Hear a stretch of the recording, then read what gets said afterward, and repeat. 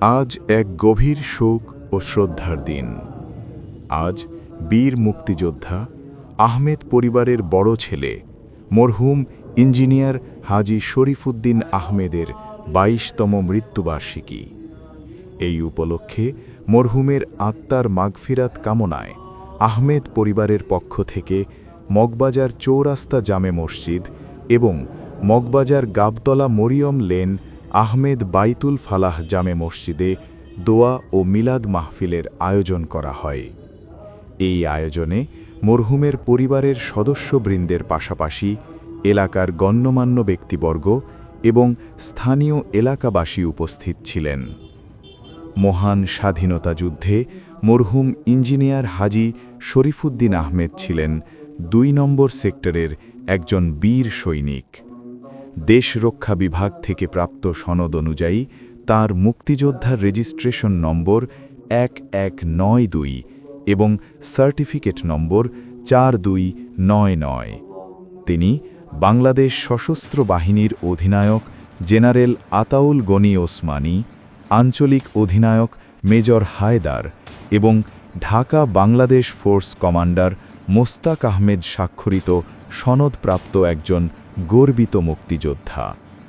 এছাড়াও তিনি প্রাদেশিক পরিষদের সদস্য কর্তৃক সত্যায়িত মুক্তিযোদ্ধা হিসাবে স্বীকৃত ছিলেন। দেশ সেবার পাশাপাশি তিনি ছিলেন একজন জনপ্রিয় রাজনীতিবিদ ও সমাজ সেবক। তিনি সাবেক ৫৪ নম্বর ওয়ার্ড এবং বর্তমান ৩৫ নম্বর ওয়ার্ড বিএনপির সাবেক সভাপতি হিসাবে দায়িত্ব পালন করেছেন। মরহুমের প্রয়াণ দিবসে শ্রদ্ধা জানিয়ে বিএনপি চেয়ারপারসনের উপদেষ্টা ও সাবেক ডেপুটি মেয়র বীর মুক্তিযোদ্ধা জনাব আব্দুস সালাম তাঁর স্মৃতির প্রতি গভীর শ্রদ্ধা নিবেদন করেন। শরীফ এদেশে গণতান্ত্রিক আন্দোলনের জন্য একটি কর্মী ছিল। একসময় আমাদের এই মগবাজার ইস্কাটন এই অঞ্চলের গণতান্ত্রিক আন্দোলনগুলোতে সবসময় সে নেতৃত্ব দিয়েছে।